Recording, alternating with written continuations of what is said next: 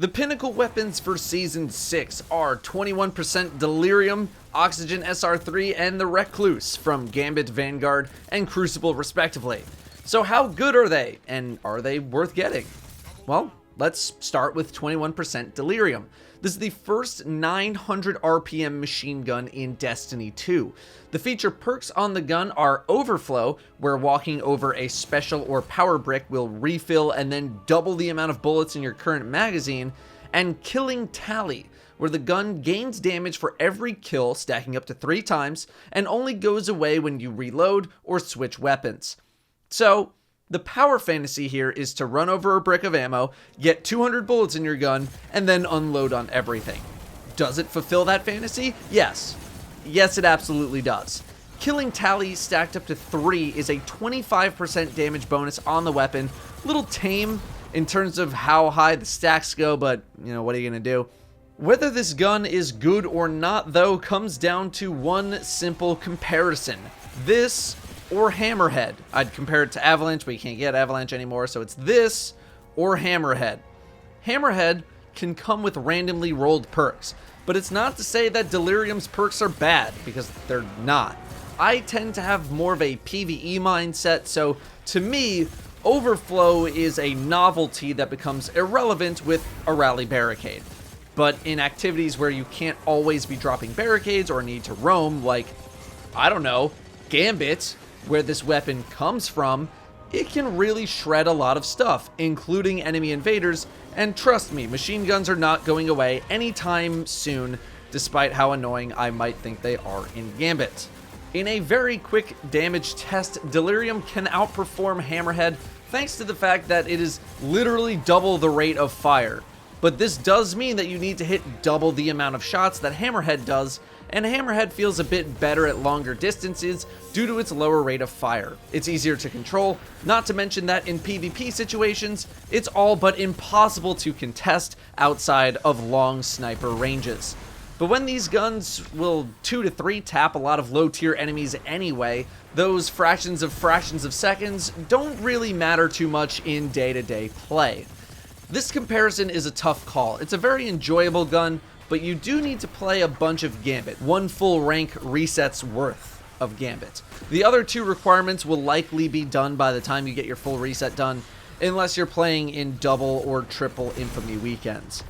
If you already have a well-rolled Hammerhead, or if you just don't take off Thunderlord at all, I don't think you need to chase this weapon aggressively, especially with how good both of those machine guns already are and will continue to be. Oxygen SR3 is the Vanguard Pinnacle weapon, completely revolving around the Dragonfly perk. I actually got this weapon passively just by doing milestones and by doing Thorn. You need 20 Nightfalls, or more regular strikes, 1,000 precision kills, and 500 orbs generated. These are really easy requirements, and you'll get this weapon eventually if you play strikes with any sort of regularity. The perks on the weapon are Dragonfly, shocker there, and Mega Neura, where each headshot before a killing blow will increase the damage dealt by Dragonfly, stacking up to 3 times. I also dropped a Dragonfly spec mod into this gun, which increases the radius and damage of Dragonfly, because what else are you going to put in this gun? This weapon is fine. It's fine. Dragonfly is not as impactful as people thought Firefly was back in Destiny 1, although the Dragonfly spec mod certainly gives it the boost it needed. It is a situationally good perk, good in certain activities or areas with high enemy density. This makes the gun a situationally good gun. It is a good gun in those same spots that I just said, but it has nothing really else going for it outside of those situations. Now don't get me wrong, the damage potential on the Dragonfly proc is really high. I've seen enemies take over 3 times the damage of a headshot from the scout rifle from that Dragonfly explosion. But if targets are spread out or you're plinking away at a high health target, it does have limited value. Scout rifles have not been the hotness for quite some time either, at least not on PC, so that certainly doesn't help. This weapon is probably just going to be sitting in my vault for a while, as I have other weapons that I'd rather be using. To me, it's not compelling enough of a weapon to work into my regular rotation of Outlaw Rampage, Outlaw Kill Clip, and even Outlaw Dragonfly spec weapons like the curated Nation of Beasts from Last Wish. Wrapping up a kind of bland series of objectives for the Pinnacle weapons, we have the Recluse SMG from the Crucible, where you more or less just need to hit Fabled in competitive PvP.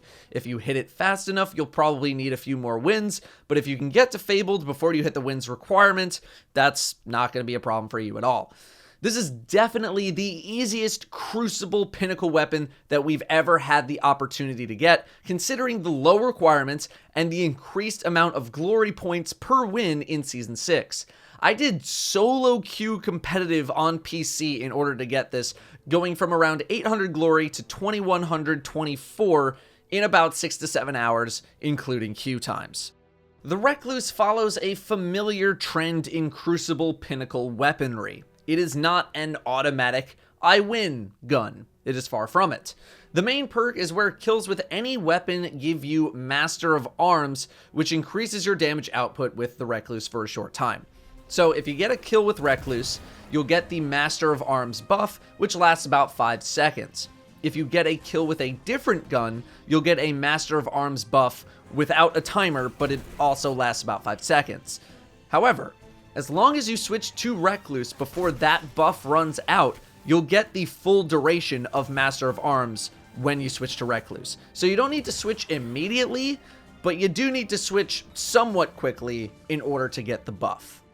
Much like Thorn needs its Soul Devourer buff, this too needs its buff for it to really excel. Otherwise, it's just a standard 900 RPM submachine gun. The goal of this gun is to put yourself in situations where you'll be able to chain together kills one after another to keep the perk active, since when the perk is active, you deal 25 damage per body shot in PvP, basically auto rifle-esque damage. Obviously in PvE, that is not hard to do whatsoever, which makes this a really, really good PvE weapon.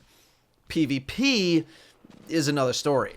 When you do find yourself in those situations where you can kill one person, get the buff, kill another, refresh buff, kill another, then yeah, you're absolutely going to shred everyone in your way with a time to kill of about half of a second. But, much like Luna's Howl and Not Forgotten, this will not automatically make you into a PvP god. You need to play to its strengths, and its strengths are very aggressive play. You need the skill to wield the weapon and actually have it be more useful than other things you might use. Pairing another weapon with the Recluse is an interesting decision. Do you go shotgun? Well, now you're using an SMG and a shotgun, so you might want to save that for smaller maps like Endless Vale. Otherwise, you're going to limit yourself to hiding in corners. What about a sniper rifle? Then you might be too far away for any potential Recluse targets. Honestly, another primary weapon seems like the play for this gun, like Ace of Spades, Thorn, your choice of pulse rifle, and then Recluse as your special weapon to be used like a shotgun. If you have Mountaintop, I imagine you'll probably try that as well if you haven't already. I wasn't as impressed with the Recluse as I was hoping to be in PvP after hearing so much good about it, but that's probably because at the time when I got it, I was trying to use it on every single map, and you just shouldn't do that. The gun's not going to work on every single map, so don't force it. On the maps where SMGs are good, this thing can absolutely shred people. But, like I said, you really need to play around the perk of the gun in order to make the most out of it. Again, PvE, pretty darn good, no complaints at all. But if it's going to be a struggle for you to hit 2100 glory, this is not a gun I would say you desperately need to have for PvE, especially if you have a selection of PvE guns you like using already. Anyway, that's all I got on the Pinnacle weapons for Season 6. Thank you for watching. I'll see you next time.